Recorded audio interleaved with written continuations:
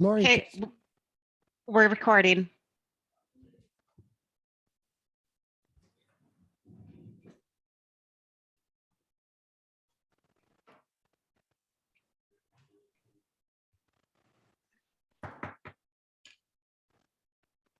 I'd like to call this meeting to order.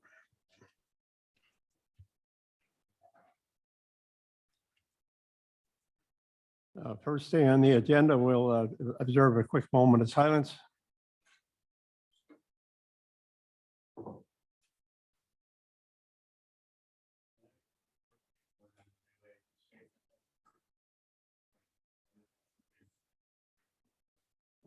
That don't sound like a moment of silence. Now, next, the Pledge of Allegiance. I pledge allegiance to the flag of the United States of America and to the republic for which it stands, one nation, under God, indivisible, with liberty and justice for all. Roll call, please.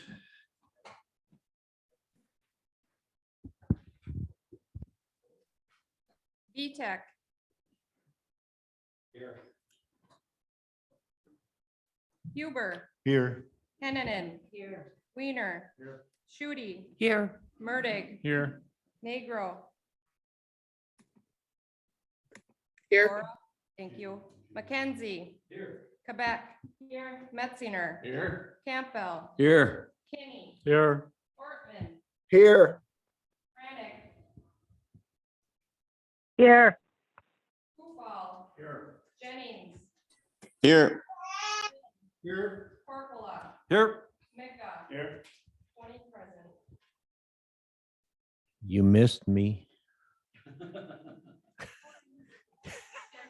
Here.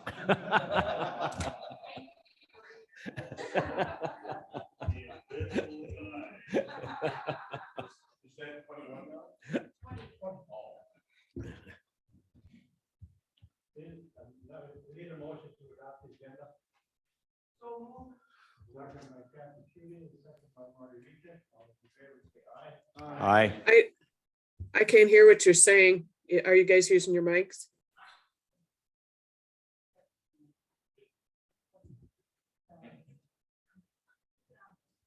I'm just going to leave it on. Okay.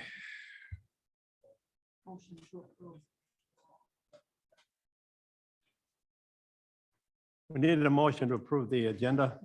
What? What? The vote. All those in favor of adopting the agenda, say aye. Aye. Aye. Opposed, say no. Motion carries. Thank you.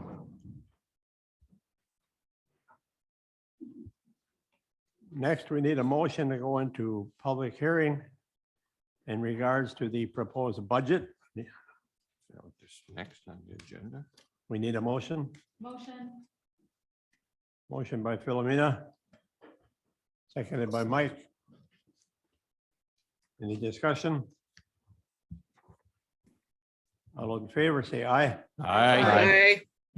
Opposed, motion carries. Thank you.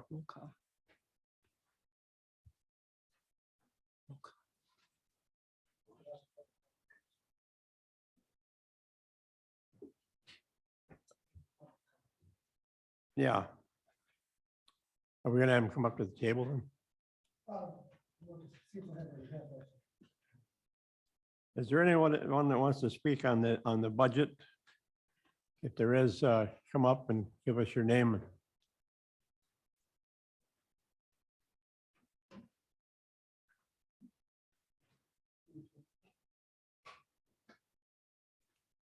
So my name is Gina Erickson. I represent We the People of Ashland, Wisconsin for Ashland, Wisconsin Homeless Help.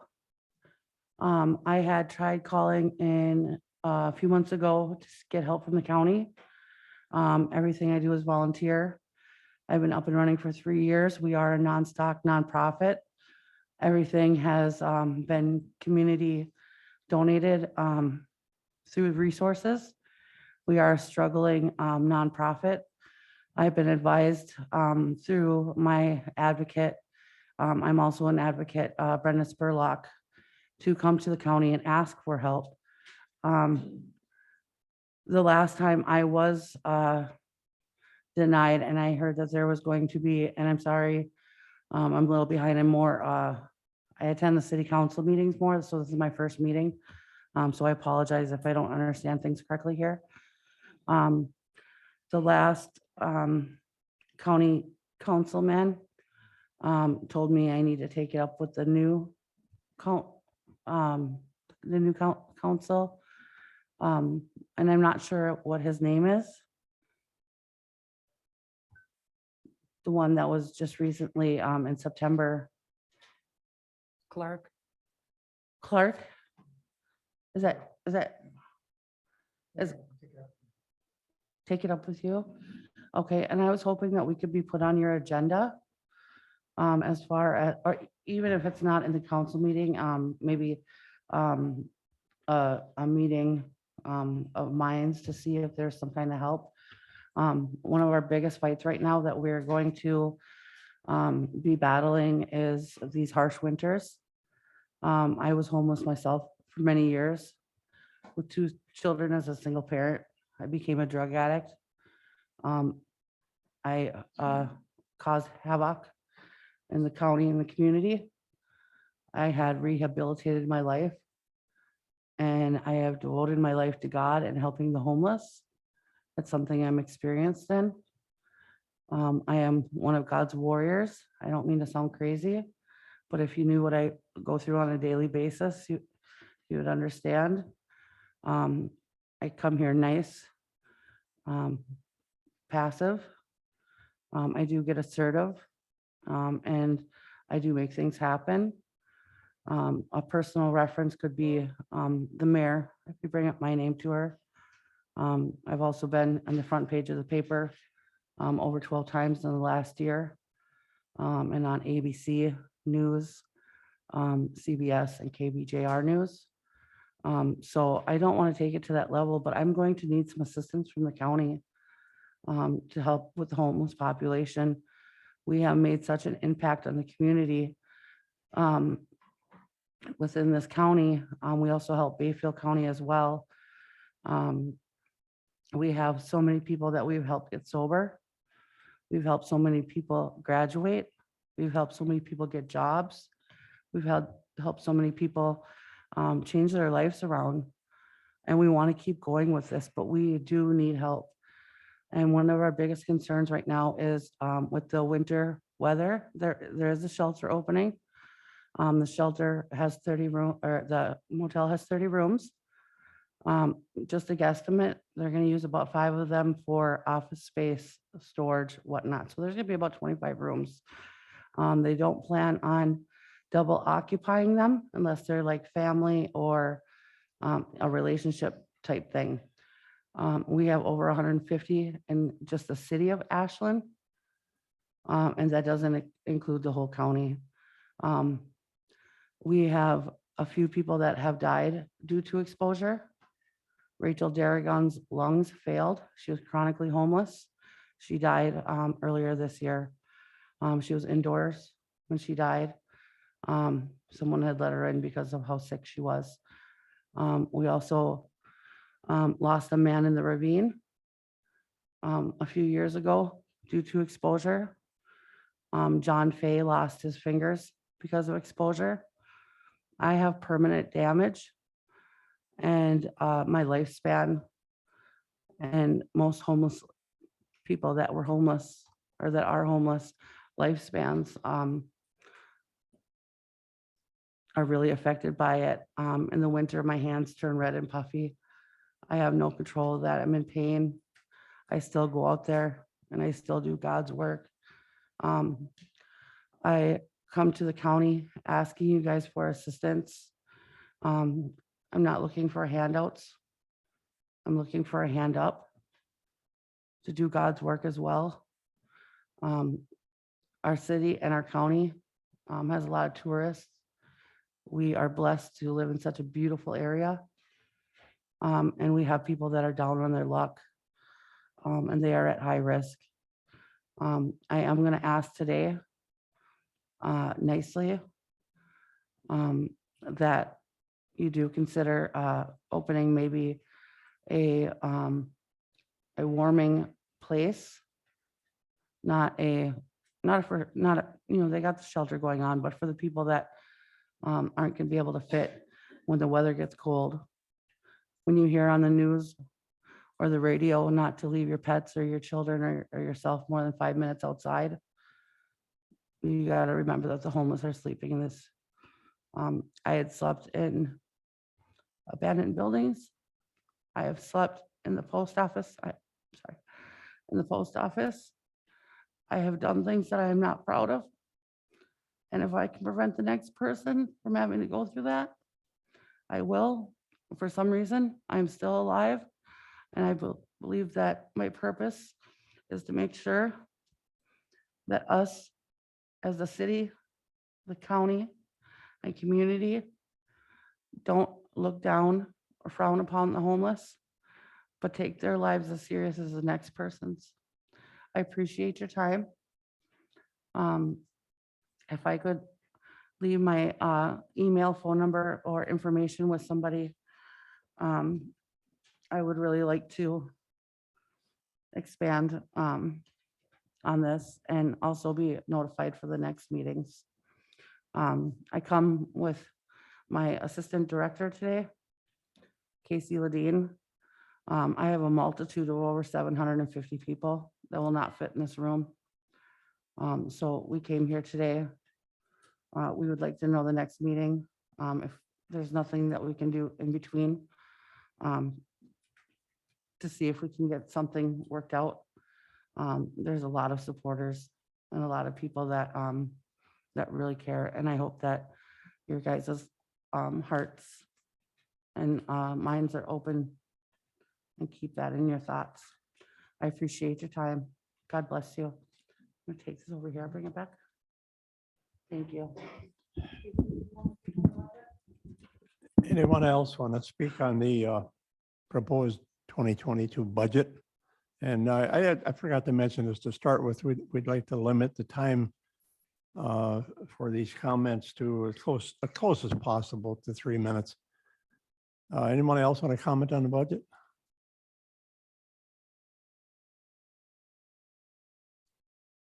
Going once?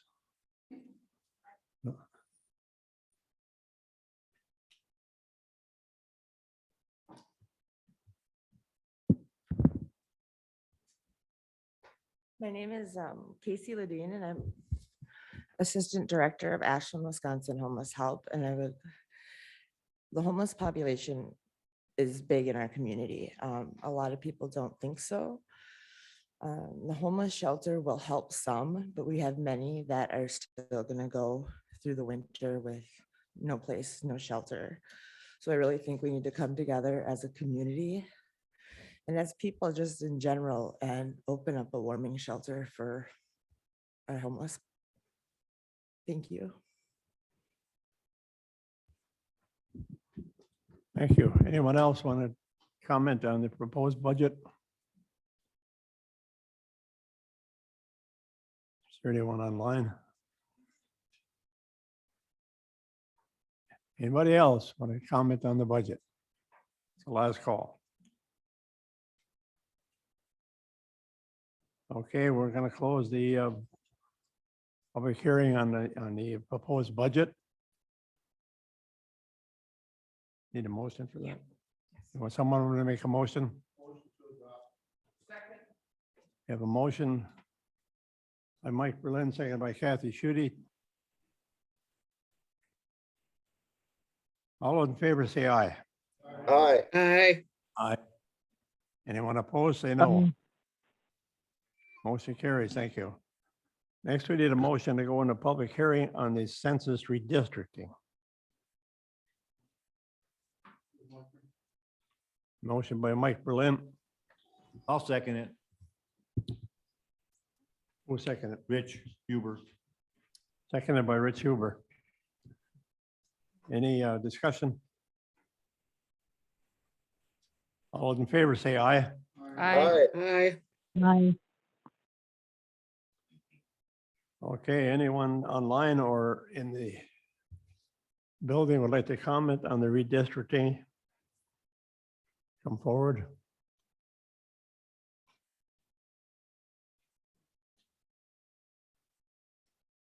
Last call. Anyone want to comment on the redistricting?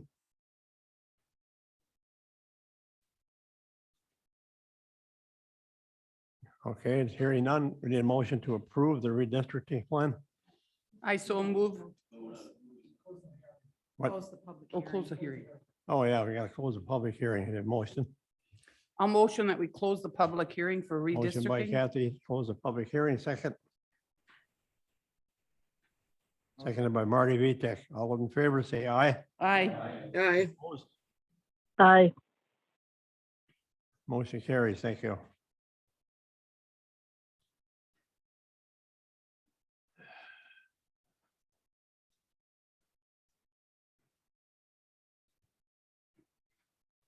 Okay, next on the agenda, E3, presentation by Liz Zott.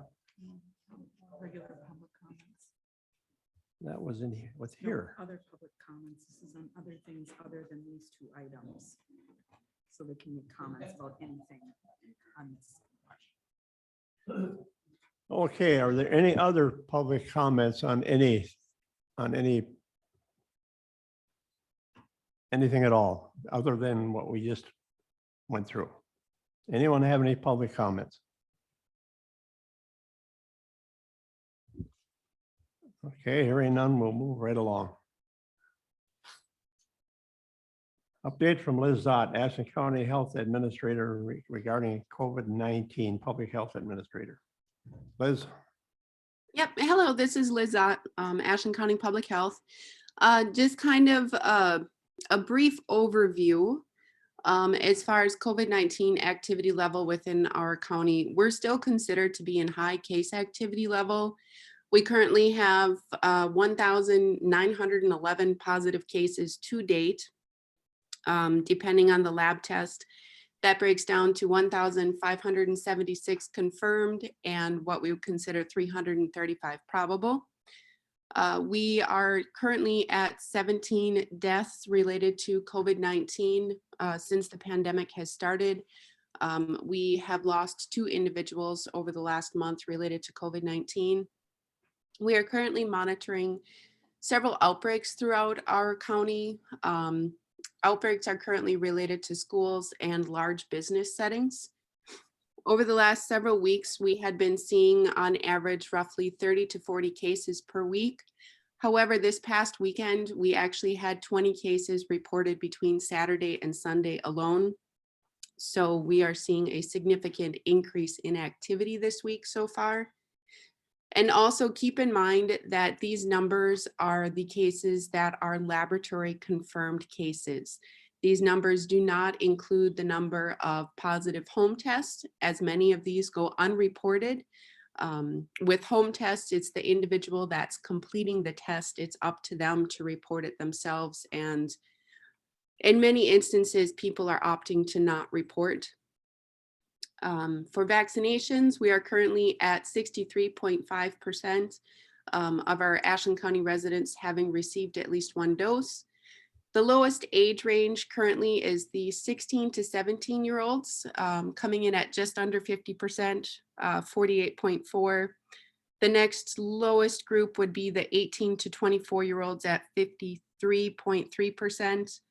Our vaccination rate goes up from there, with our 65 plus population being the highest vaccinated at 95%. Booster doses are available or approved for all vaccines at this time, Pfizer, Moderna, and Johnson & Johnson. We have provided a comprehensive list of vaccine availability to many of our community partners, as well as posted on social media. The list of vaccine availability includes locations from Ashland, Bayfield, Iron, Sawyer, and Price County. There are roughly 20 different locations between pharmacies or businesses that are providing vaccine that are on this list, and this is in addition to the public health clinics. The Pfizer vaccine for youths age 5 to 11 has been approved under emergency use authorization. We are actively planning on holding on-site clinics at all schools throughout Ashland County. The consent forms and information packets for this has been distributed to all of the schools as of last week.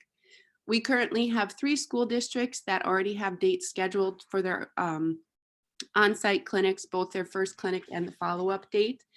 And we're just waiting to follow up with a couple more to get the last few finalized.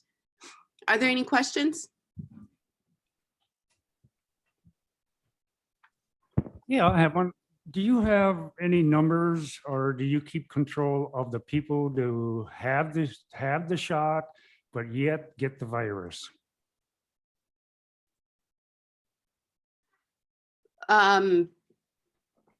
More so, we kind of keep tabs on the number of breakthrough cases. So the number of people that have been vaccinated and then end up becoming ill.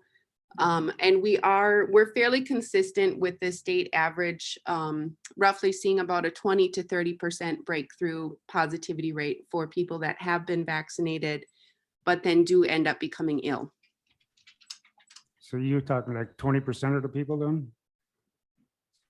Correct, around 20 to 30%. Thank you. Depending on the time frame that you're looking at, it's roughly 20 to 30%. That seems like it'd be a pretty high percentage. But anyway, thank you. You're welcome. Any more comments for Liz? I have a question. Liz, Hi, Laura. do we have anyone that has received the vaccine that has died? From a breakthrough case? I'm trying to remember if, I believe one of the most recent individuals that passed away was a fully vaccinated person. In this instance, the individual, I would be comfortable using the term elderly based on their advanced age. The individual elected to not receive treatment for the illness given their advanced age and did end up passing away due to complications thereof. So that is the only case that I'm aware of for Ashland County right now. I know Bayfield County, I think they have had 2 fully vaccinated individuals pass away from complications related to COVID. And I would be comfortable in saying in both of those instances, those individuals did have advanced age as well with underlying medical conditions. Okay, thank you. Any more comments?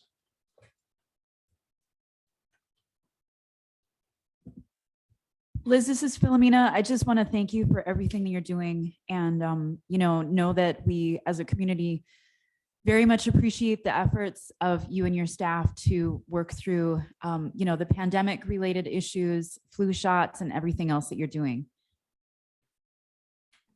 Thank you. Any more comments?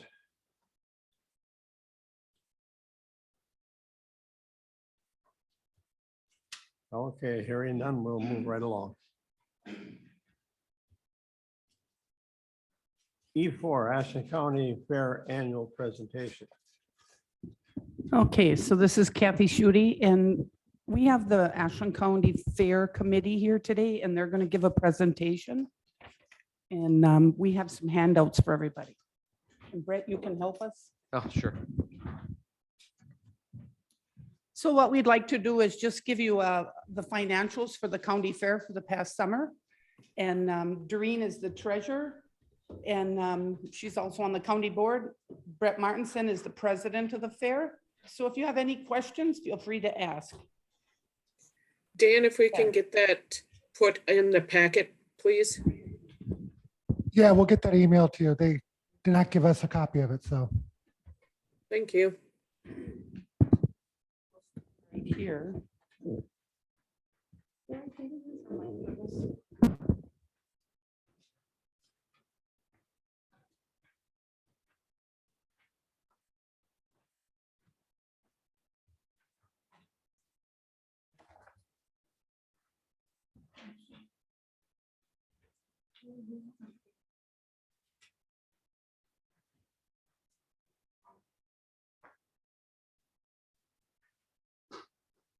Okay, so. Here. Yeah, mine is. Okay. Is it working? Can you hear? Can you hear? Okay. They can't, is it on? Yes. Yep. Okay, can you hear me? Okay, first and foremost, I would like to thank the Ashland County. Oh, Kathy, I just tipped your. Shoot. Sorry about that. I would like to thank Ashland County and its taxpayer constituents for supporting our Ashland County Fair Association for many years. I have been the Ashland County Fair Association's treasurer for the past 3 years. Brett Martinson has been the president for 3 years also. When we both started in these positions, the financial state of the fair was in dire straits. There was only $35 in the checking account in January of 2019. The electric bill was 2 months behind. The withholding tax for the previous year had not been paid, along with miscellaneous other unpaid bills that surfaced throughout our first term.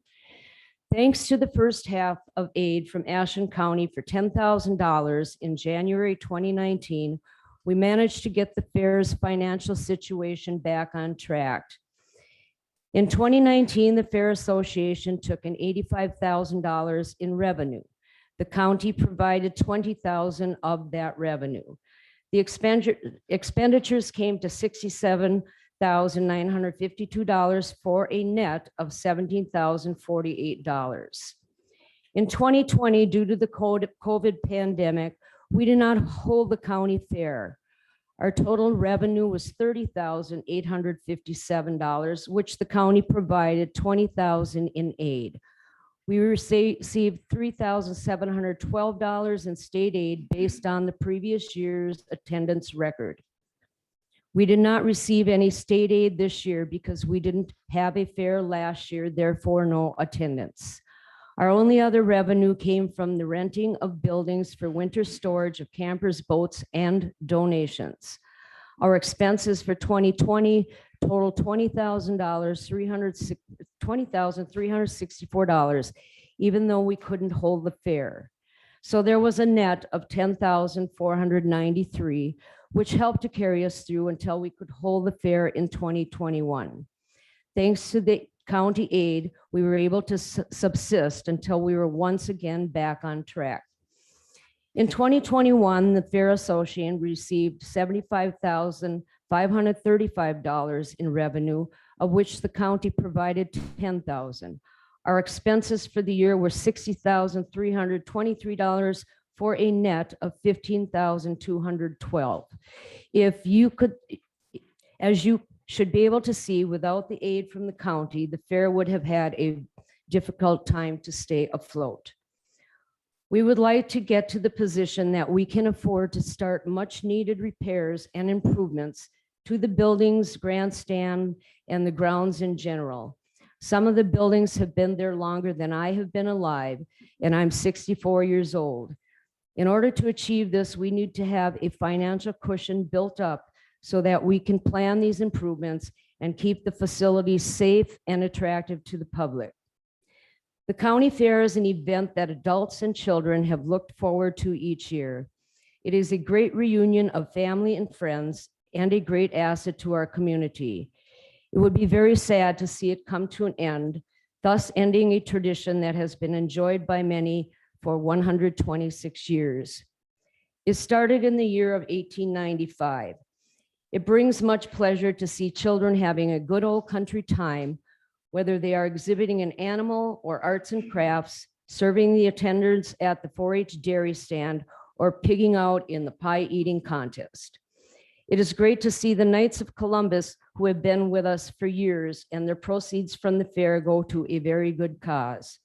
It is great to see the horseshoe contest, the cornhole tournament, the motorsport enthusiast, plus more, and all kids love a carnival. And walk through the exhibit halls to see and be proud of the various talents of our constituents, whether it be a photograph, an Afghan, or a quilt made from the heart. a flower arrangement, or vegetables proudly grown in their gardens.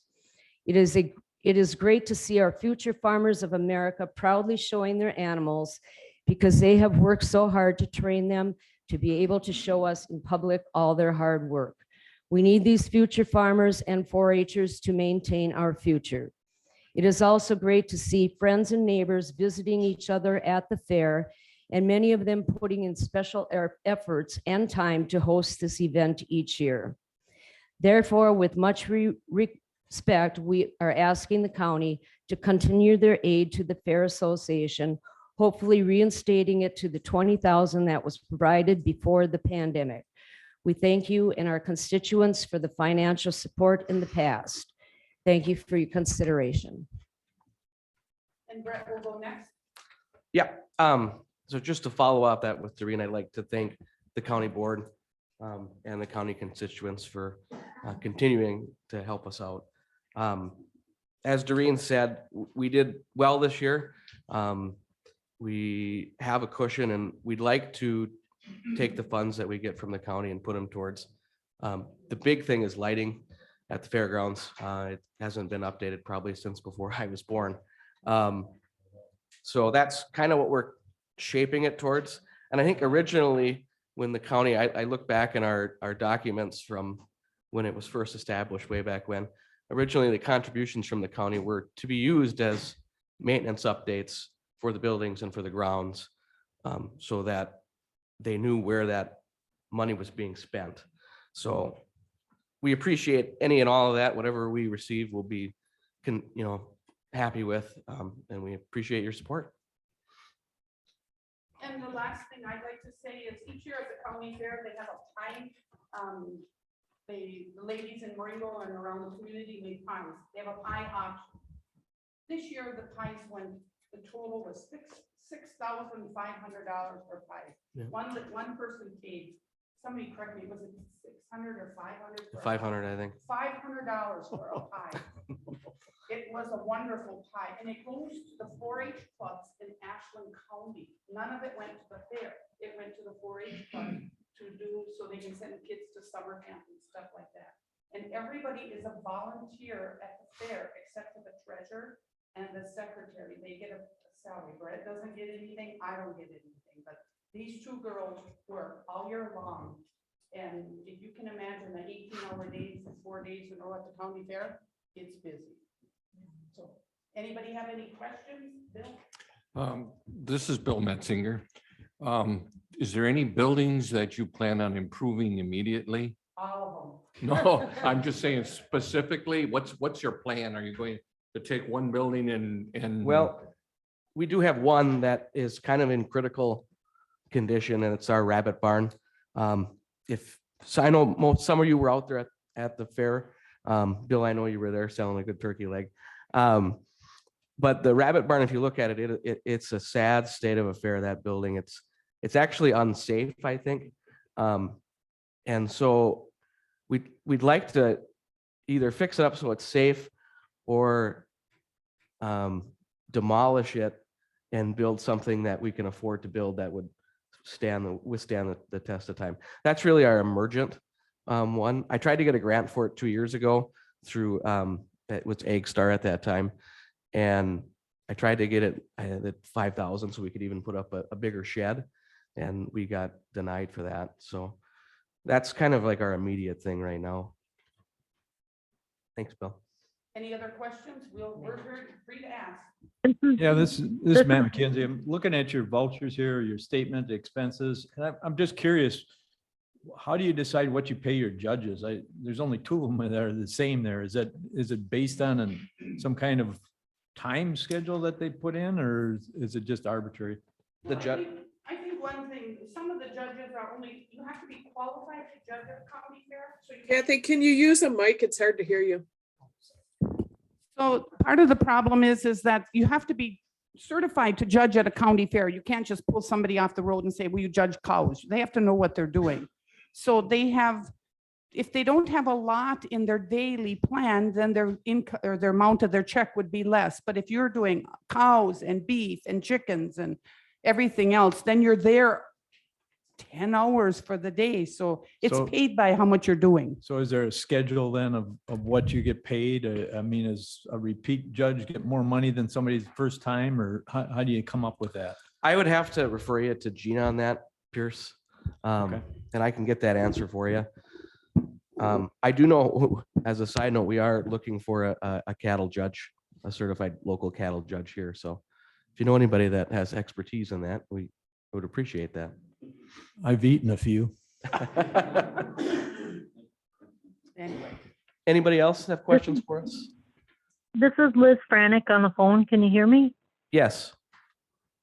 Okay, not to make light of our assistance or what you guys need and everything, but and I thank you guys for what you do every year. I've heard, you know, a lot of kids get excited about the fair every year, and adults also, because of, you know, what they bring to the fair, and it brings, you know, people into the community. But along with what the county does for you, and the state doesn't or does do, do you get any private or public donations, or how can you, in the years to come, I mean, it might not be in our budget anymore, but how can we attract the donations from the public or private entities?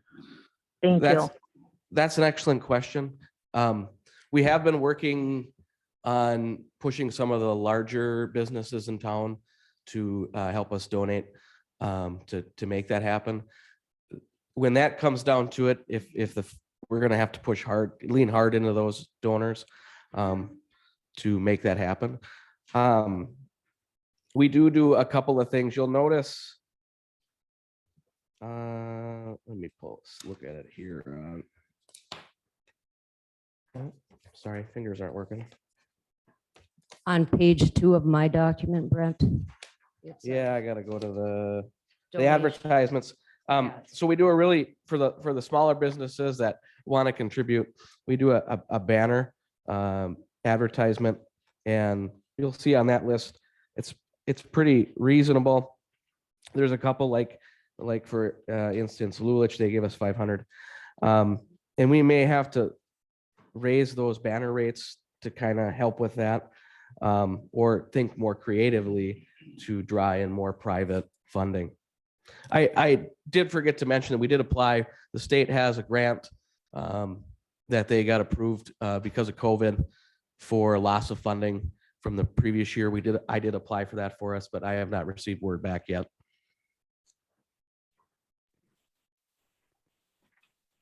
Thanks, Brett, again, and thank you, Kathy, and I believe Doreen. Thank you all. You're welcome. Fair committee for your work. Thank you. This is So- Supervisor so- Orton. I'd like a chance when I could, please. I know I'm in line though. Hi, Charlie. Okay, this is Philomena, Supervisor Quebec. My family and I, we were at the fair every single day, and at the end on Sunday, my 6-year-old had an enormous temper tantrum because he was so sad the fair was over. And so, I mean, I definitely see the value of the county fair, and it's, you know, I think it's really a nice thing that brings a lot of the community together in a way that we don't always come together. So there's, you know, there's a tremendous amount of value in it. You know, I'm on the building question. I also, you know, I've seen the condition of the buildings. I'm not a building expert, but they're old.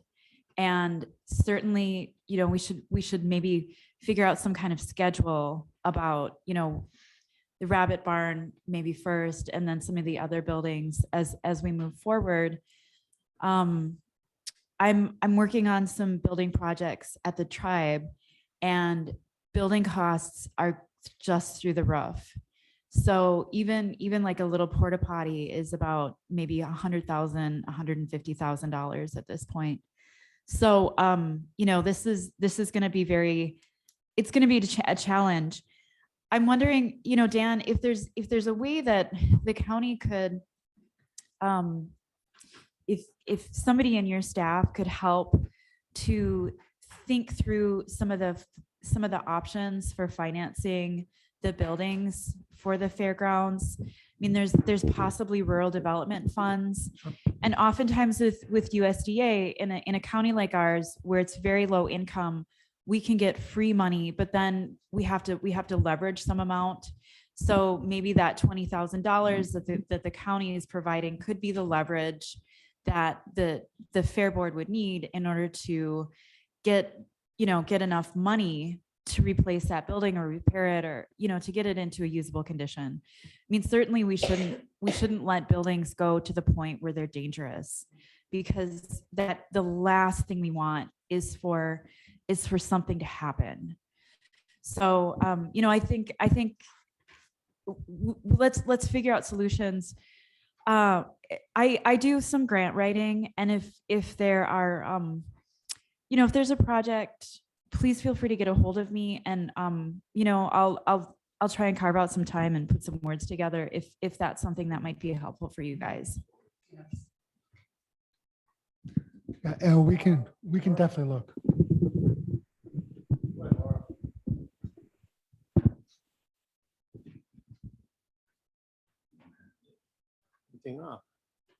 Go ahead, Laura. Have you guys thought of sponsorships or donated labor and such for your buildings? Maybe a business would like to sponsor the Rabbit Building, possibly have their name on there for a while. And then also, I thought I saw Carver Harry's on the line too, and I don't know if Carver might have some resources for you, or if that's out of his wheelhouse. Thanks, Laura. We've touched on it. I guess we haven't leaned in it fully to see if there would be a business out there that would consider it. One of our board members suggested too that if there was a way we could wrap like the high school building class into it as well, if they could figure out a way to get them out there to fix up the building and kind of make it a part of their senior project. We haven't reached out to the school in any piece of that. I kind of was going to maybe lean through Doug with UW Extension to see if we could do that. Thank you. This is Charlie Ortman, if I could have a minute. Charlie. Thank you, Dick. This is just my plug for the fair. I've realized the value of this from the get-go. There isn't a lot of things around this area for kids. And I know this is just a one-time thing every year, but it is the culmination of the 4-H's yearly, a lot of their yearly activities come to a head here with showings of pets and baking and whatever. Those display cases are full of stuff, and a lot of times children had a role in it.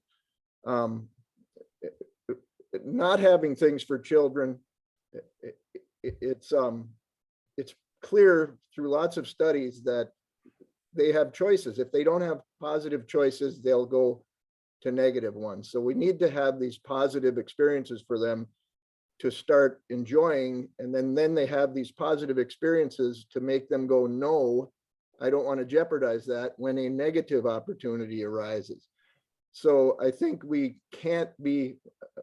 need to look at this as the investment in our children and our future that it is, and stop being so frugal here. This is not the place to try to count your pennies. It ain't going to balance the budget anyway. I think we need to put more money in these things because they will result in less law enforcement costs down the road, more children experiencing positive lives as adults and contributing, and then they will be wanting to come to these things as adults. I think if you go and review the Spark program, although that needs some tweaking, but that thing is exploding. Children are trying to find places to go and have positive experiences. And when we did this Spark, we were so surprised pleasantly, but I guess we shouldn't have been. But anyway, that's blowing up, and we need to throw money at that too.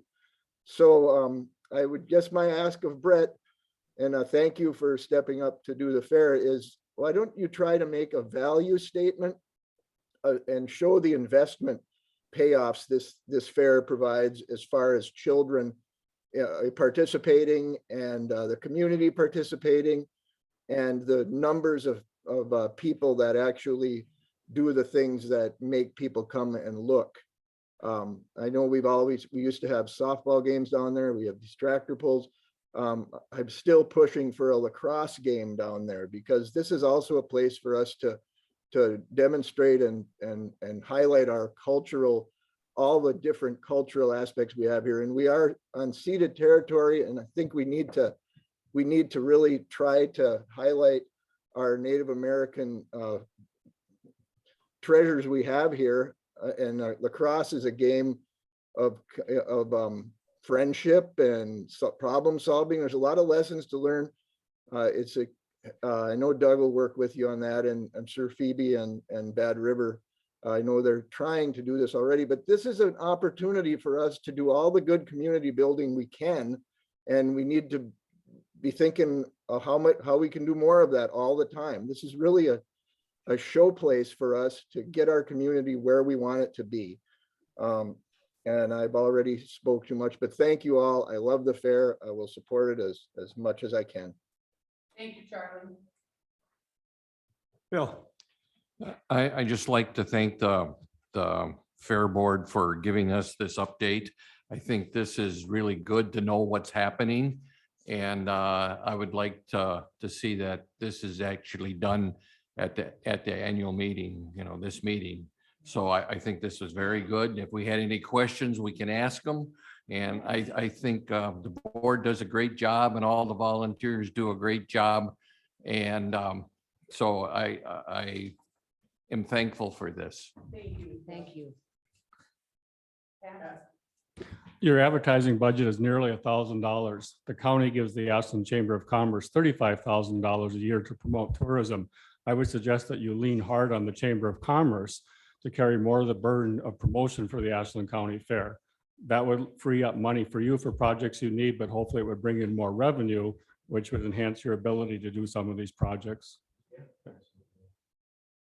And I'd just like to point out that you could make a private donation as well. I've been doing it for the last 5 or 6 years, as far as sponsoring an award down there for the fair. And I would encourage others to look at doing that as well. It doesn't cost a lot of money and you can bring some excitement to what's going on down there as well. So give you an example, for $50, you can provide a kid a trophy. A parent gets a coffee cup, and there's still some money there, like about $20 for a premium for, winning whatever category they had. So I would encourage, others to look at doing that as well. Thank you. Yeah, this is Supervisor Weiner here. I don't have any problem with this, with giving them money or anything like that, but I do got one thing to add to that, is our fair in Glidden has the same problem as this right here. And we never had a fair 2 years ago, so it's just not this fair that's having problems. I think if they're gonna adjust Ashland County into it, you should adjust into the other fairs such as Glidden, Butternut. They're the ones that are in the same predicaments as Ashland County is. So I would like to see a little bit pushed our way too. That's all. Thank you. Could I just respond to that once? We did look at doing that. I can tell you in the past, and our offer to Glidden, I don't know about Butternut, was thanked but rejected. They did not want the county involved in their, I know they call it like Pioneer Days, don't they?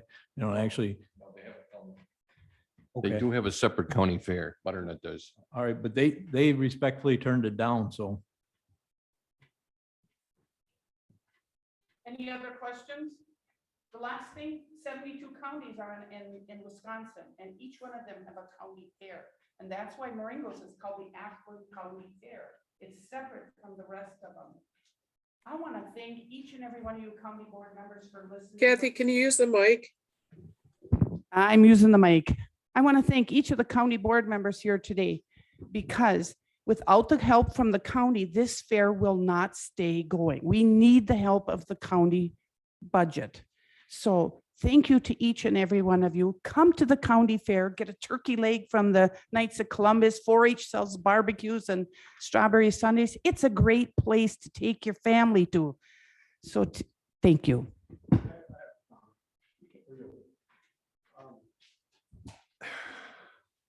It's shut off automatically. I never pushed it. Anyway, have you ever thought about the possibility of, your buildings are in such bad repair and so expensive to replace them, possibly searching around to see if there's some church organization that would be interested in helping with that, not financially, but physically. It seems like that some of these small churches, they just seem to go up overnight. You have a lot of help, a lot of labor. They know what they're doing, and by the same token, if you had a livestock building or something that they built, they could put their name up above. It's just something to think about. Another thing is, you ever thought about some way to financially tap into the attendance at the races? Because I was down there for a long time and sat through all the races. There was no empty seats. There was a ton of people in there, and of course you pay your attendance, and that includes getting into the grandstand. But even if it was in the form of donations or something like that, there's a lot of people there. There's something to think about. We can look into that. And another thing is, I think you probably could use more food vendors if that's a possibility. Because it sat through all the races. When I came out, there was one vendor that had any food left, and the line was half a block long. So, people getting out of the races that pretty much all had the same idea. Now it's time to eat, and there was no place to eat. Brett, you're working on that, right? Was our biggest complaint. Yeah. Okay, that's all I got. Thank you. All right. Thanks, everybody. Thank you. Dick, Yeah. you're trying to capture some of that at the races. We used to do a pass the hat during one of those. Maybe it's as simple as that, and reminding people that the buildings need to maintain, you appreciate everybody, etc. So. This is Elizabeth Franick again, building upon what Supervisor Poofall said about the food vendors. You could reach out to maybe some new food trucks, or possibly maybe some restaurants in Ashland that would just like to be there just for the grandstand shows. Thank you. Any more comments? Okay, thank you for the presentation. You're welcome. Next, we need a motion to approve the October 5th, 2021 County Board minutes. Motion This by, is Laura Negra. Oh, I'll second then. who made the motion? I made the motion, Richard. Bill? And Laura seconded? Yep. Okay, all those in favor say aye. Aye. Aye. Aye. Opposed, say no. Motion carries. Thank you. Number 6, E6, Bad River Cutting Line Agreement. Supervisor Ortman, move to approve. Supervisor Franick, second.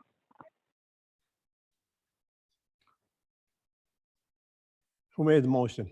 Charlie. Should be here. All right, we have a motion and a second motion by Charlie Ortman, who seconded it. Liz. Liz Franick. Liz Franick seconded it. Any discussion? Matt? Yeah, I have a question. I guess I would rather see us survey this. I don't know why Bad River and the county couldn't partner on this and pay the cost of having that. And we used to have an in-staff surveyor. I know we do it by contract now, I believe. I don't think we've hired anybody back. I don't know what Bad River's situation, but to me, just makes sense. Let's get it surveyed and be done with it.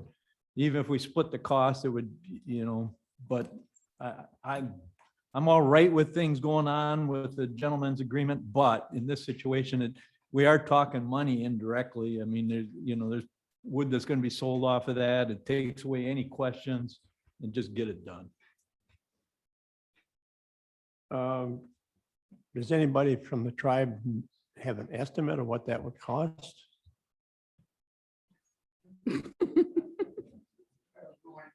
No, okay.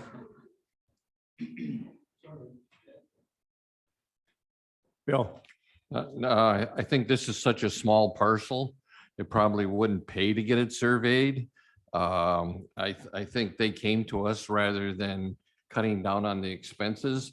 And if they ran the line, I think they would have done a good job, and it's not going to amount to much. It's very small. So I would say just go ahead and issue it. This is Marty Vitek. I think this is a fairly common practice in the logging business.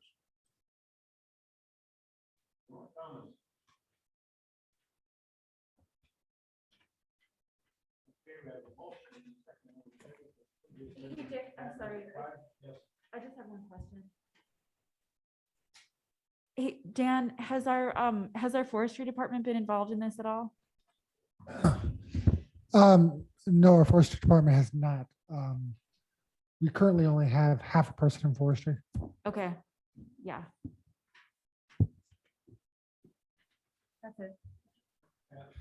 I had some land surveyed this summer or spring out in the land I own.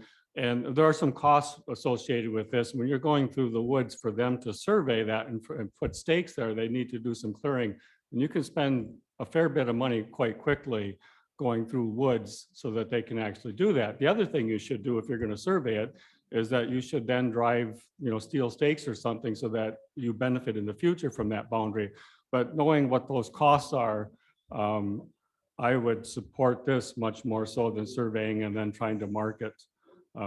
Because it's not open land, it costs more with those costs of having a path so they can survey it. Superintendent Berlin over here. Say, I just looked at the back here. There is a map. It's on US Highway 2 and over here on Mac Road. So these two parcels would be, I am familiar with this. This would be actually a aspen cut. Some of the aspen there's matured and stuff like that. When I was on the tribal council, we had talked about this a few times. So when I said before, I had no idea. I did not look at the back page. It was a double-sided. So this is where the location is at. So that's what it is.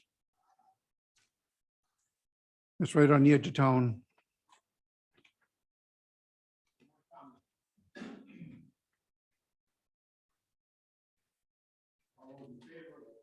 Dick, I can't hear you.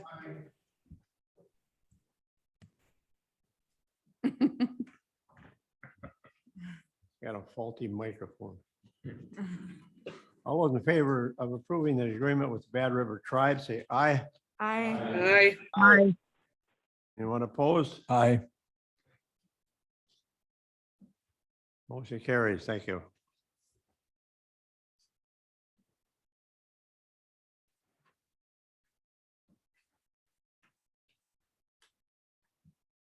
F7, Census Redistricting, adopt new district lines, resolution R11, 2021-1400. Supervisor Ortman, move to approve. Second. Made the motion, Charlie again. Motion made by Charlie Ortman to approve. Seconded by Kathy Schutte. Any comments?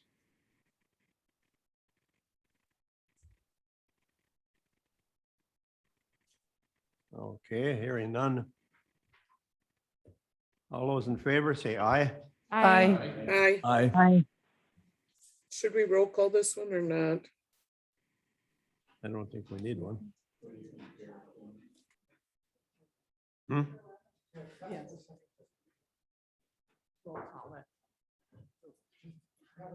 Lori, you want to do a roll call?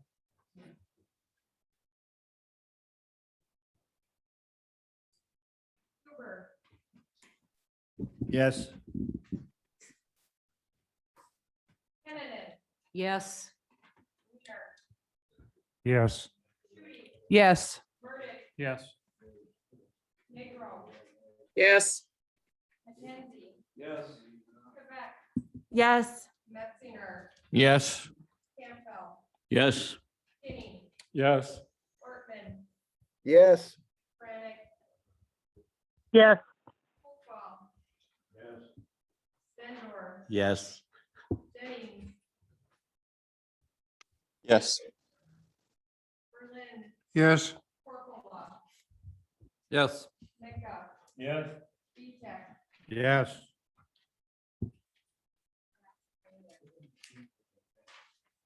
Good.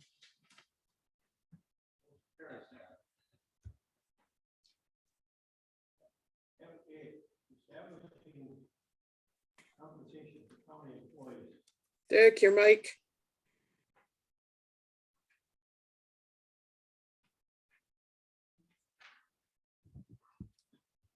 What that? We'll get it looked at.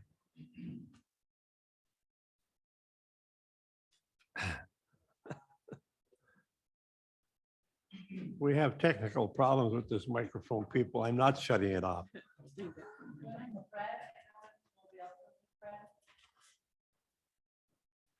You just put it on when you want to talk. She didn't hear it, the establishing. I know. compensation. Okay. F8, establishing compensation for county employees, resolution R11, 2021-1401. Supervisor Ortman, move to approve. Supervisor Negro, a second.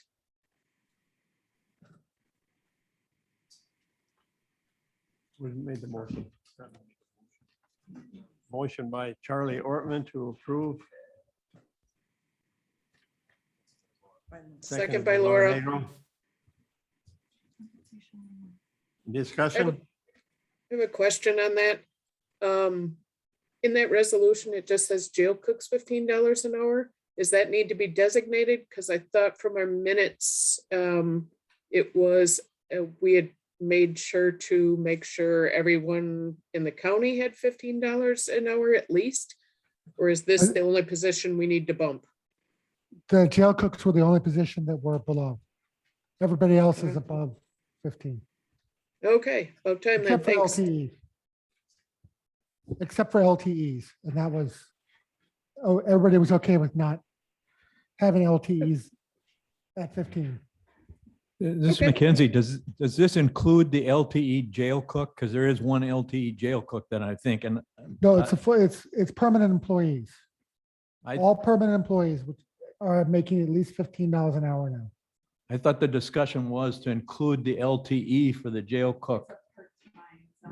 Okay, the part-time. The So she part-time will be position gets included- $15 an hour, yes. Okay, But that's a good. permanent position.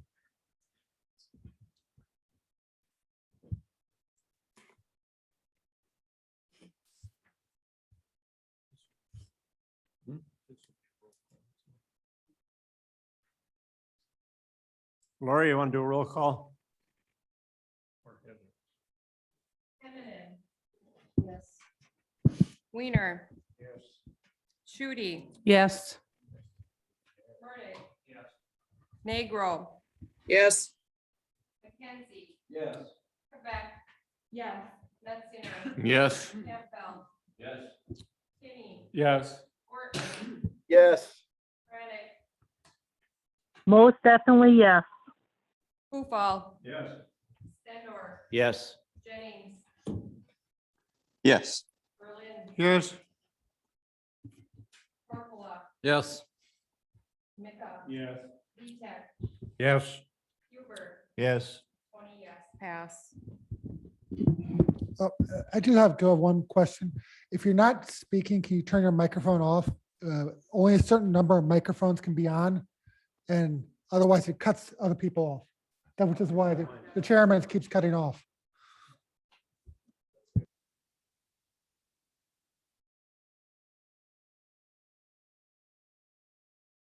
I think so. Normally shut up, they just turn it on. Sure.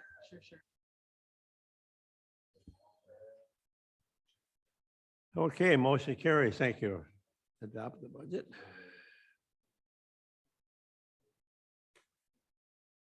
Okay, we need a motion to adopt the 2022 county budget and tax levy. Motion by Mike Berlin. Seconded by Kathy Schutte. Philomena, This is Supervisor Quebec. I'm fine with the budget, except for the last line in the sheriff's budget is squads and beanbag guns. And we've had no discussion in the law enforcement and public property committee about beanbag guns, what this is, how many there would be, if there's a policy about the use of beanbag guns. So I'm not in favor of that budget item. Squads are fine, beanbag guns, I'm not in favor of passing that at this time.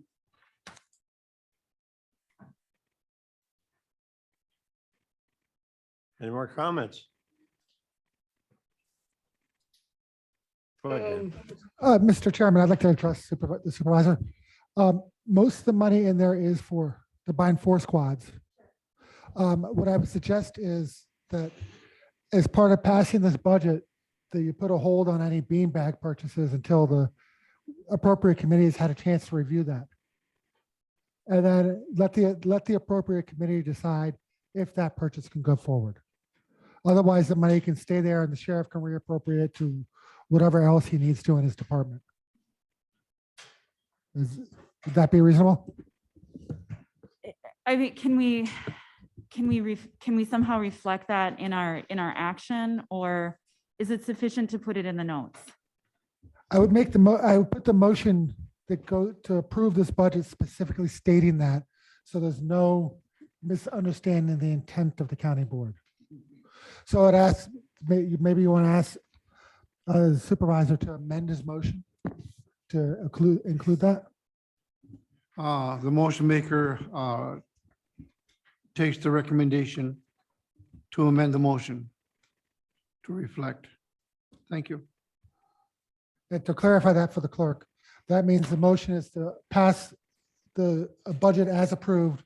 However, any beanbag purchases need to go through the appropriate committee first for final approval. Otherwise, the money can be spent by the sheriff in other areas. Is that it? Right. Okay. This is Laura Negro. I think we did have this in committee. It was just, we were talking about other, we had talked about tasers and things, and it was all listed underneath everything, but I'm okay with approving the motion as it is and then re-looking at it, but I think we already did look at that. It may not have been just specified. We tried to talk about least harmful ways of dealing with crowds if we needed to. I think that all fell underneath there, and that was one of the solutions or things. This is Supervisor Quebec. That's not my recollection. My recollection of that discussion was that we had a resolution for the prohibition of the use of dogs for crowd control. And that came up to committee twice. And the second time it came up for committee, Clark said that it would need to be reviewed by legal and other agencies, and it has never come back to the committee. So I don't think we had any sort of resolution on that topic whatsoever, and it should be brought back to the committee before we just approve something in the budget. This is a policy item. It shouldn't go through a budgetary process without discussion.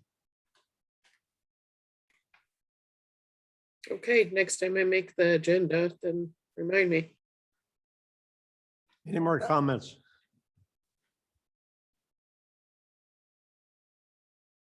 Richard?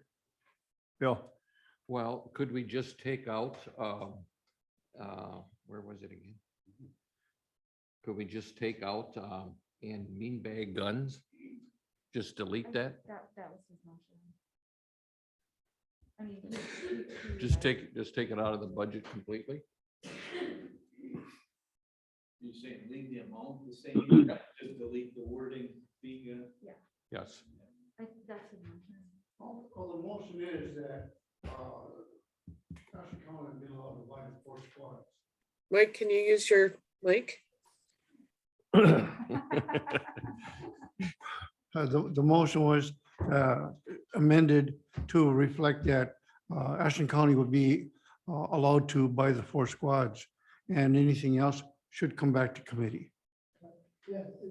So these bean bags, and that's not part of this. All they're going to be allowed to buy is the 4 squads. The public safety committee, you'd be able to decide whether or not to do that for appropriate or not. Say it's not. Dan? Chairman Pufall? Yes. Hi, this is Sheriff McBurney. I'm on the line. If I can just make clarification on this, possibly might change things, if I may. I didn't get that. Yeah, go ahead, Mike. Yeah, we spoke about this at Public Property Law Enforcement. These are not beanbag guns. These are changing our shotguns to less lethal shotguns.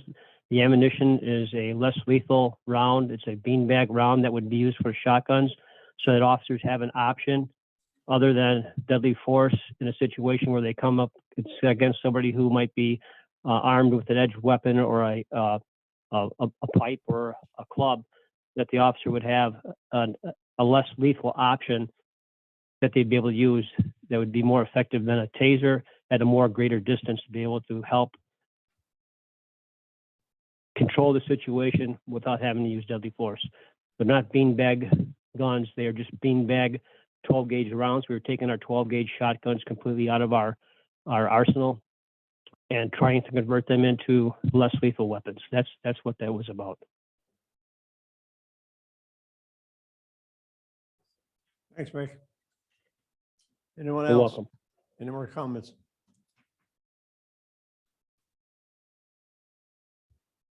This is Supervisor Ortman, if I could have a minute.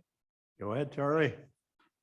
Well, if I'm understanding Sheriff Brennan correctly, we're going to be removing 12 gauge shotguns that fire lethal rounds and replacing them with 12 gauge shotguns that fire beanbag rounds. I actually support that. But I would defer to Supervisor Quebec to see how she feels about this now. Thank you. And Charlie, if I could just clarify, we're not replacing our shotguns. All we have to do is use the same shotguns that we've already purchased, that's already been in our armory and our out in our deployment, and just converting them to, instead of a shotgun shell, it's a shotgun beanbag or pellet gun or pellet rounds, rubber rounds, to help control a situation without having to use deadly force. So am I appropriate in understanding that you will not be using any kind of lethal shotgun rounds in your shotguns anymore? That is correct. Okay, so, all right, I stand by my statement then. So we'll be using the shotguns, but we will no longer be firing deadly rounds from them. That's a practice the Sheriff's Department will not be doing, and I still support that. And I want to make sure, I want to hear what Supervisor Quebec feels about that. That's all. Thank you.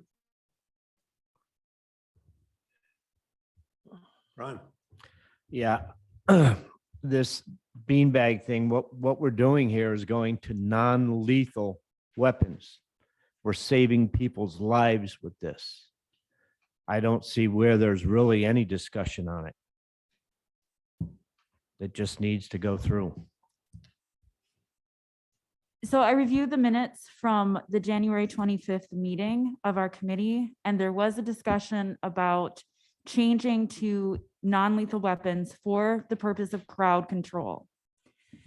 And not only was the equipment purchase required and necessary, but there's also a training component necessary for this, because if there's a switch to so-called non-lethal rounds, but there's no training on how to use these in a way that is non-lethal, it's not, I mean, you could have someone out there who kills somebody doing crowd control with you know, with a purpose, you know, with our consent as the county board. So Sheriff Brennan, I'm wondering if there's also an intention and a policy that's being created with this, and an intention to also fund training and to create a policy around the use of these non-lethal rounds, to make sure that there are standards that that law enforcement will follow with the use of these still dangerous forms of ammunition. Yes, female, there is, and we're waiting for us to be able to make the purchase before we can change our policies and procedures. As right now, we haven't changed it because we don't have the funding to purchase these, and it's not non-lethal rounds; it's less lethal. And I agree with you. Yes, any kind of projectile that can be shot out of a firearm can be lethal. So these are not non-lethal; these are less lethal. Our training would coincide with the Ashland Police Department. They have trained officer there that has a less lethal certification, and we're copying off of the Ashland Police Department's policies also. They have the same non-lethal or less lethal, I should say, weapons that they have right now in their arsenal. And you said something about crowd control. This isn't something that came to my mind. My thoughts on this is more for an officer to have an option on a situation where you have a person who's either armed or with an edged weapon or with a pipe or even with a firearm, and you have two officers there. The less lethal shotgun can be used to try to control the situation and defuse the situation and de-escalate it without having to use deadly force. I don't see these being used in a crowd control situation. I see these used in a situation where we're trying to save somebody's life by not having to use deadly force. And they would be trained before they're deployed. We will have a policy in our policy before they're deployed and before they're put on the street. Clarence? It's just curious to me as to why these were included under one line item. They don't even seem to be related. I mean, you're talking about buying squads, and you're talking about beanbag guns, and I would have been more comfortable if there'd have been two separate line items. Well, this is, Well, to be honest, truth, this is it's the budget I ammunition. inherited, and they're both capital purchases, so.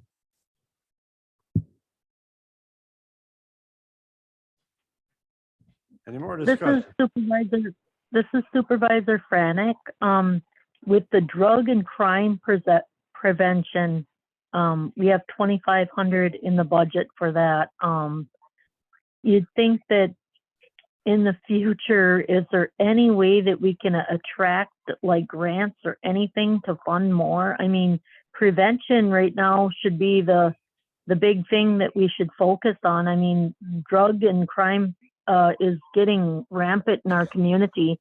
You see people talking about it every day, how their places are being broken into, their cars are being broken into, businesses, a lot of shoplifting, a lot of homeless. I mean, everything. What are we doing right now with this 2,500 to prevent drug and crime? Thank you. Matt? Yeah, I'd like to speak to just that topic. The Spark program was a program that was brought about as part of the prevention side of the county's business. And there's a lot more money going into that program than this 25. So, you know, we are doing what we can. The Spark program has been successful, and it has also drawn the attention of politicians in Madison that see it as a valuable program and have committed to even funding it towards the future here for a little bit longer until we can get on, our feet on the ground to have it be sustainable completely. So to answer that question is that was one program. If there's other ideas out there, by all means, bring them forward and we should look at them.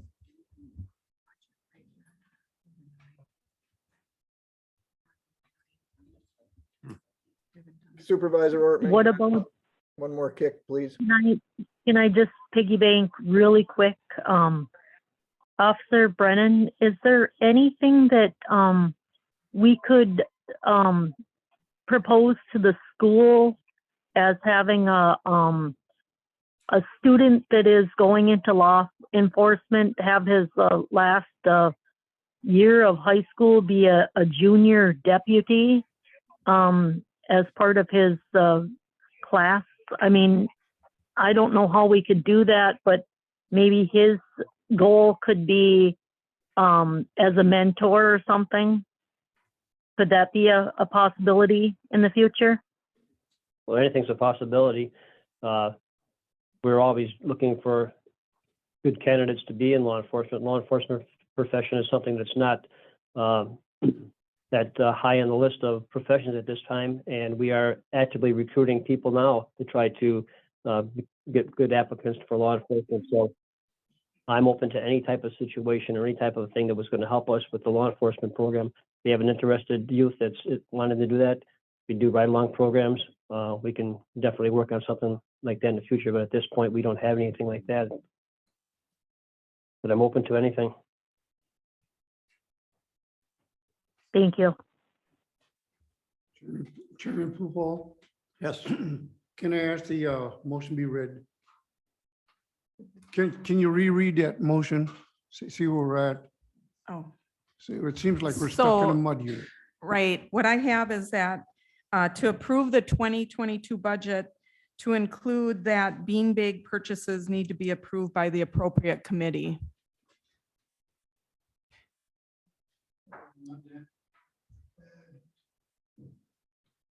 I think that's fine. Let the, sorry, I don't have a problem with that. Let the PPLE committee look at it and come to a decision. It can always come back to another committee later. So why pass this resolution with this motion? Now, where do we stand? Just the 4 squads? Yes. Yes, and then with the possibility of the beanbag gun after the PPLE committees had the opportunity to hear from Sheriff Brennan how he plans to use them. And So when I amended the motion, I made mention of the 4 squads. yes, That was not mentioned in the reread of the motion. correct, you're right. So the 4 squads will be included as a purchase automatically. Thank you. Did you? Oh, I'm sorry. Okay.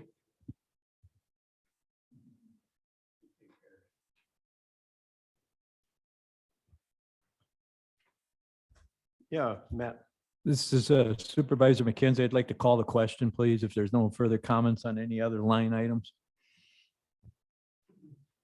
We have an attached amendment. Yeah, it's just the Mhm. motion. The motion is all one thing. And it was seconded by Kathy Schutte. I will second Matt McKenzie's motion regarding the call to question.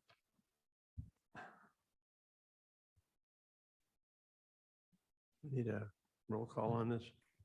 You have to vote on calling the Yeah. question first. All those in favor of calling the question, say aye. Aye. Aye. Anyone opposed? Motion carries. Thank you. We have a motion and a second on the table to approve the county budget and tax levy. All those in favor say aye. Aye. Aye. Is this a roll call one? Doesn't this Yeah, require a roll call? The actual budget vote? roll call, please. Weiner. Shooty, Yes. Murdig, Yes. Negro, Yes. McKenzie, Yes. Quebec. Yes. Metzinger, Yes. Campbell, Yes. Kinney, Yes. Ortman, Yes. Frantic, yes, Hufall, Yes. Stendor, Yes. Jennings, Yes. Berlin, Yes. Corpola, Yes. Vitek, Yes. Huber, Yes. Henneman. Yes.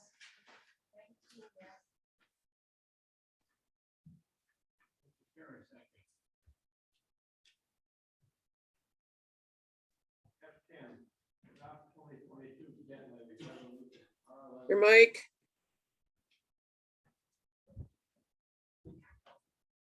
You guys want me to shut up, just push the button because then they don't hear me.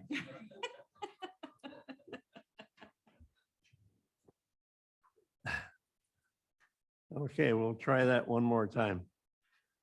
Adopt 2022 debt levy resolution R11 2021-1402. We need a motion. Supervisor Ortman, move to approve.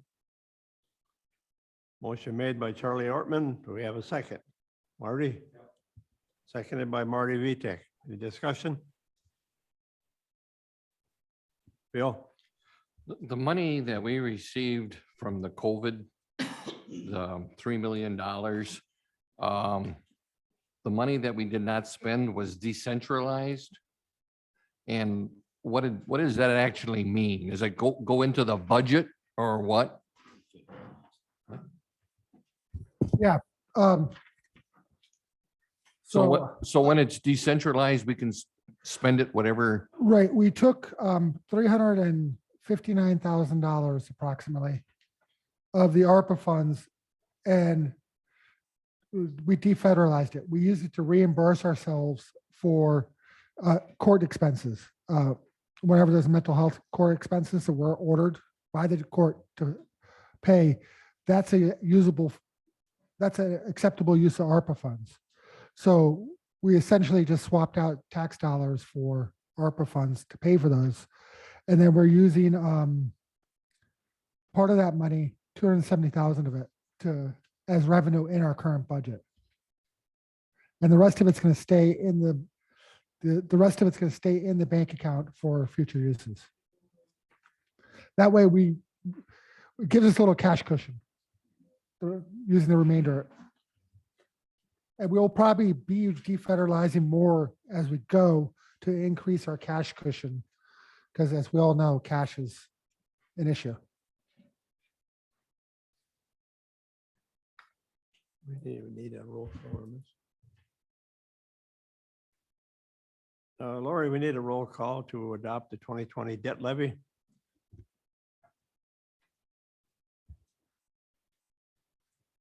Shooty, Yes. Murray, Yes. Yes. Mackenzie, Yes. Quebec, Yes. Metzinger, Yes. Campbell, Yes. Kinney, Yes. Ortman, Yes.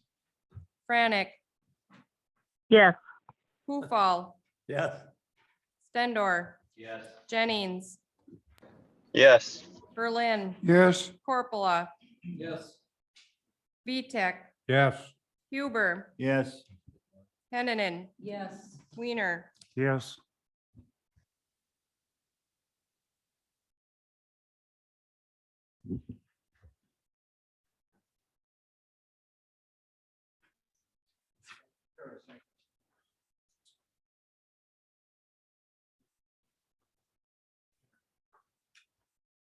Keep your hands off of my microphone. I want to talk.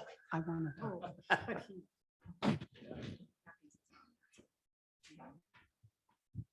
And Rick's is on too. What? Rick Corporalis is on. I know. Okay. That's because I'm going to speak. Wow. Where do I raise the flag? Mine's going back on too.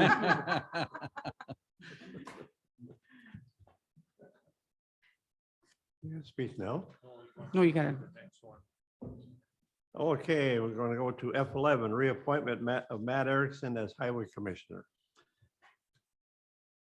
I would like to speak on that. Go ahead, Rick. I guarantee you, he's doing a very nice job and gonna I'd do like to that. appoint him. He's gonna do it. Okay, before anybody else speaks, we have to have a motion. That was his motion. What? And I'll second it.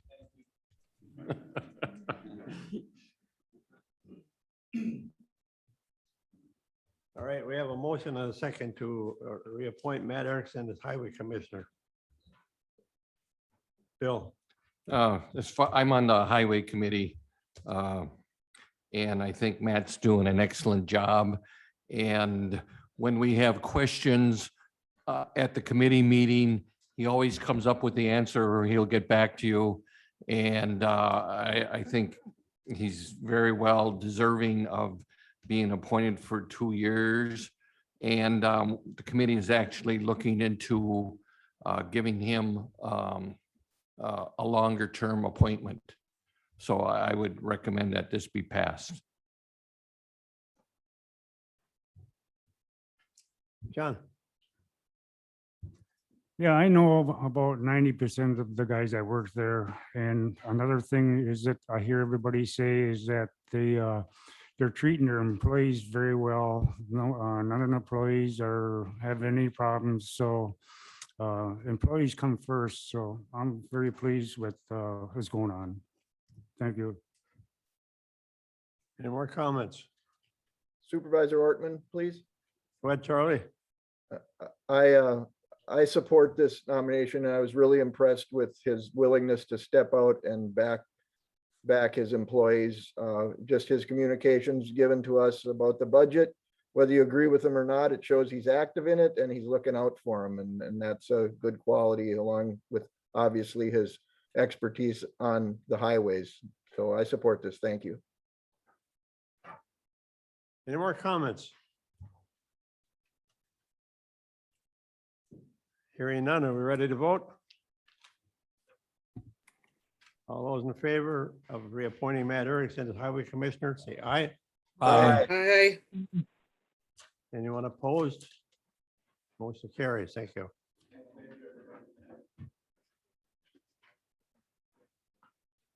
So we go to F12, appointment of Supervisor Rich Huber to Health and Human Services Committee. Motion to approve. Charlie Ortman, second. Motion by Clarence Campbell, seconded by Charlie Ortman. Any discussion? Richard? Go ahead. I think his appointment to the committee would be excellent choice to get someone other than just the city of Ashland, to get other areas in the county involved in that committee. So him being from Mellon, I think that's a great appointment.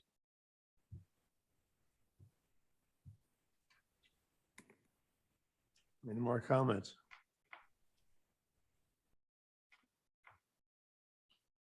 All those in favor say aye. Aye. Anyone opposed, say no. Rich, you want to do a victory speech? Well, I don't know about a victory speech, but I'd like to say thanks, and I'll try my hardest to fulfill that position. Thank you. Thank you.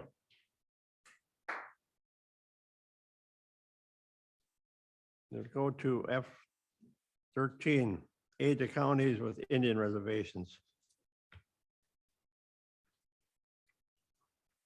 Supervisor. Motion Ortman? approved. Supervisor Ortman, second. Who made the motion? Supervisor Franek. They should be here. Motion by Liz Franek. Who seconded it? Seconded by Charlie Ortman. Any discussion?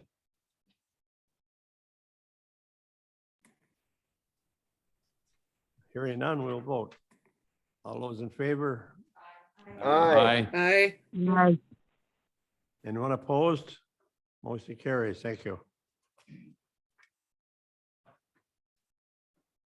F14, opposing bill, Assembly Bill 605. Motion This is to Laura. approve? This is Laura Negro. I'll second that. Yes. You made the motion? Yes. Motion by Philomena and seconded by Laura. Yep. Any discussion? This is Supervisor Ortman, if I might. Go ahead, Charlie. I'm just curious, am I reading this right when is this money the state wants to take back to then they will use it to build infrastructure in our county? Or does anyone know what the deal is with that? You can clear me up, thanks. Yeah, first of all, this bill has passed the Assembly. So it's got to go to the Senate yet. But yeah, they're requiring the Department of Administration to withhold 10% of COVID monies for every community in the state. And then those monies will be used on workforce housing or low-income housing, affordable housing. They're basically trying to take the money away from communities to use it for their own purposes. So they wouldn't take our 10% and then under their auspices do housing here in our area with that money? No, they could It build the could housing go anywhere they anywhere? want to. They could build it anywhere they want to. All right, thank you very much. Marty. The state of Wisconsin received an allocation, just like the counties did. And it seems to me that if this is so important, they should put their own money where their mouth is instead of ours. We should pass a resolution making them put their money here. Yeah, I just got a quick comment on that. This is a ridiculous request as far as I'm concerned.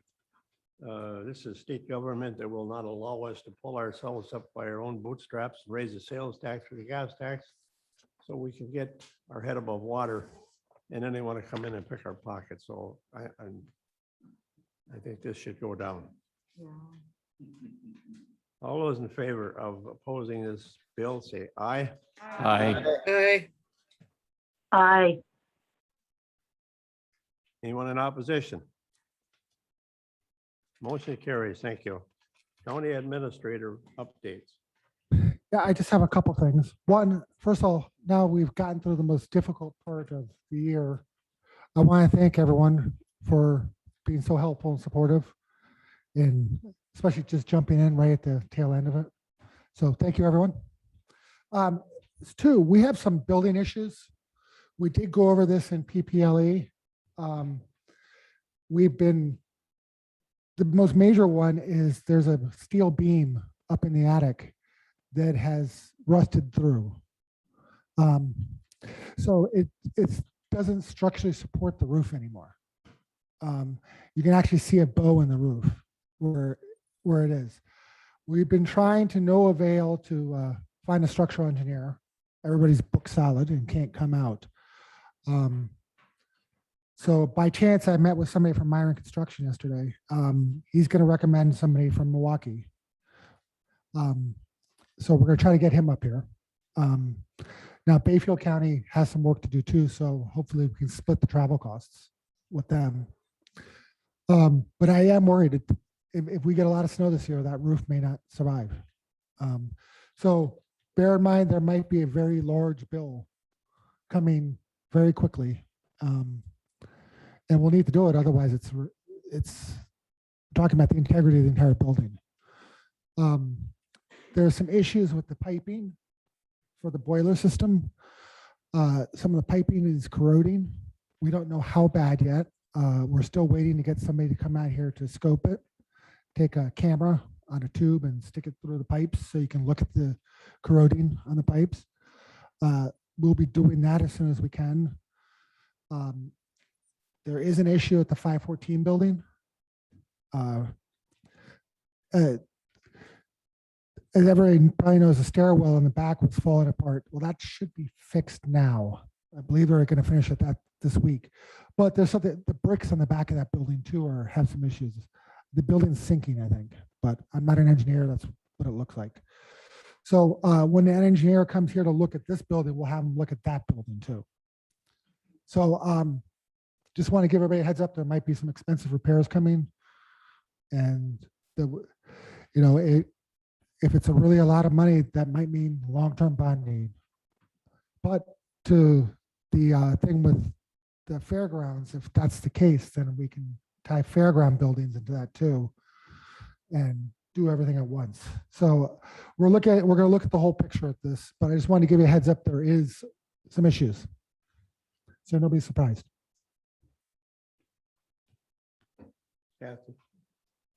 Does that mean we might have a meeting in December? We are definitely having a meeting in December. Okay. I'll let everybody know about it later. I could tell you part of it, because part of it's no secret. We have to approve the opioid settlement in December. The opioid settlement from all the major companies, that has to be approved in December. But I'm still waiting to hear back from attorneys about very specific terms and everything, and how much the attorneys are getting and how much we're actually getting.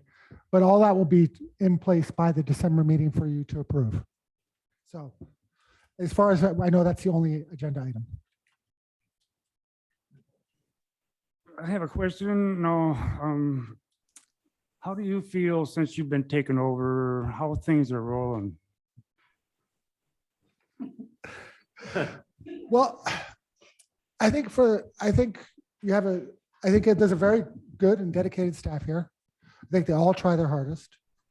I think they all do a great job.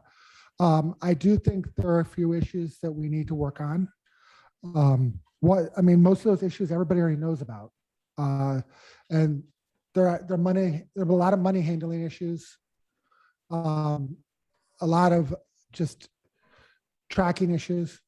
That's why we hired the financial consultants who are coming through and putting proper procedures in place.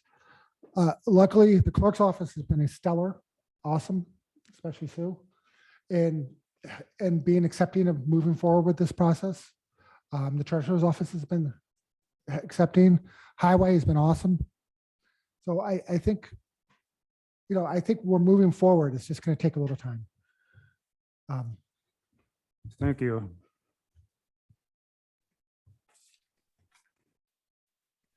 Any more comments or questions? Or Dan?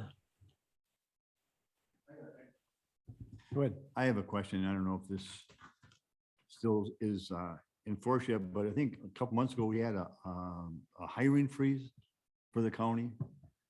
But I see in the press all the time, you always got openings for the county. I just want to know if the hiring freeze is still on or how we are going through that. We yes and no. We do have a hiring freeze, but there are some positions that are fully funded by the state or mostly funded by the state. And most of them, almost all of them are related to health services, whether it's contact tracers, which we have to have for COVID, or whether it's child payment stuff. I mean, these are positions that we have to have statutorily and are funded by the states. Those are the only ones we're hiring for right now. Any other opening is frozen until we have time. If somebody were in, Heather, can I pick on you? If somebody in the clerk's office were to quit, we probably would not hire somebody in that office for a while. Okay, yeah, I was just wondering, because every time you see the press, there's an opening all the time for some department of the county, so. Right, it's all HHS that's happening. But that's one of the ways we can save money is by not hiring somebody for a while, Okay, thanks. Yep. Anything else for Dan?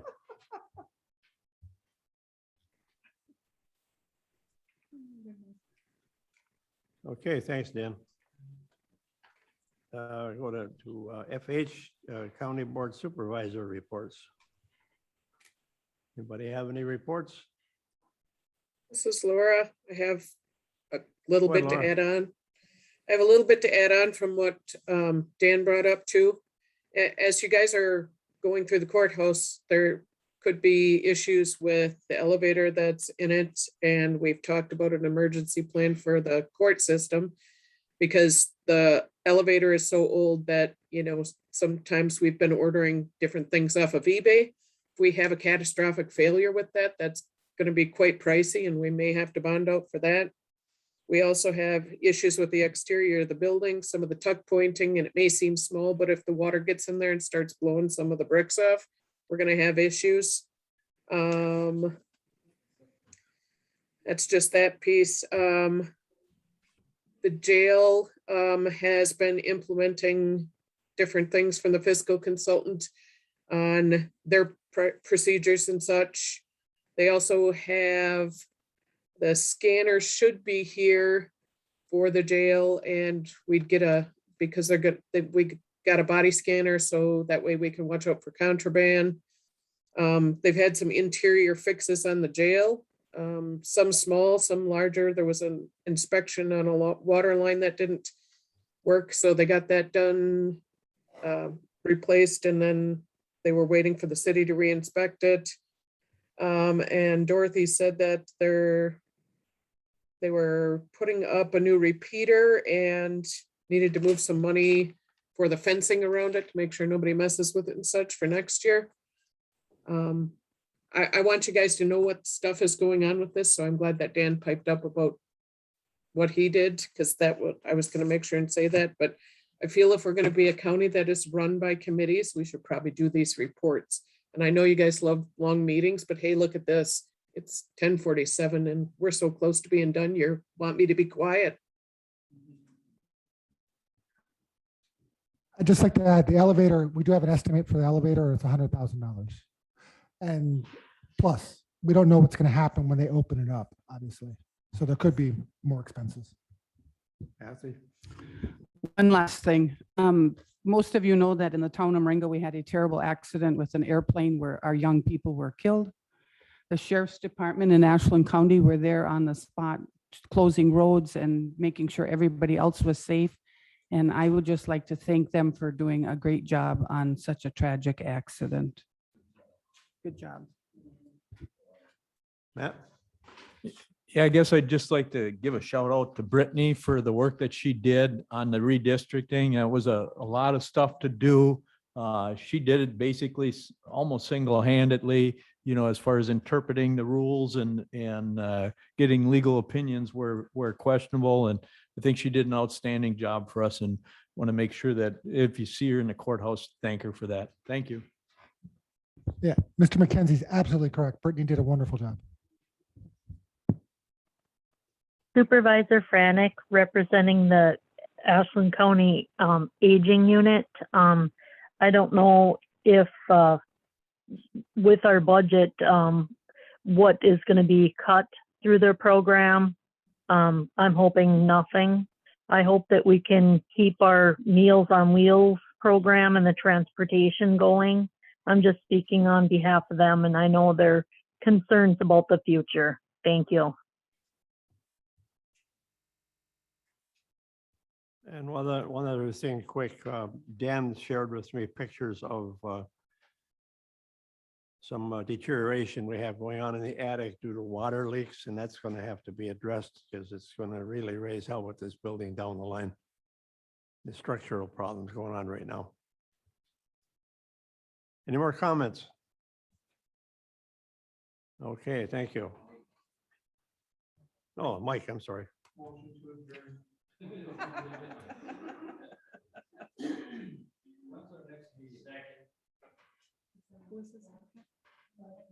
I don't know what you guys are saying because nobody's using your mics anymore. The next meeting will be December 14th. If for some reason we need to move it up because of the law firms, I will let everybody know. Who seconded the motion Yes. to adjourn? Ron, you seconded? Yes. Motion by Mike Berlin, seconded by Ron Sindor to adjourn. All those in favor say aye. Aye.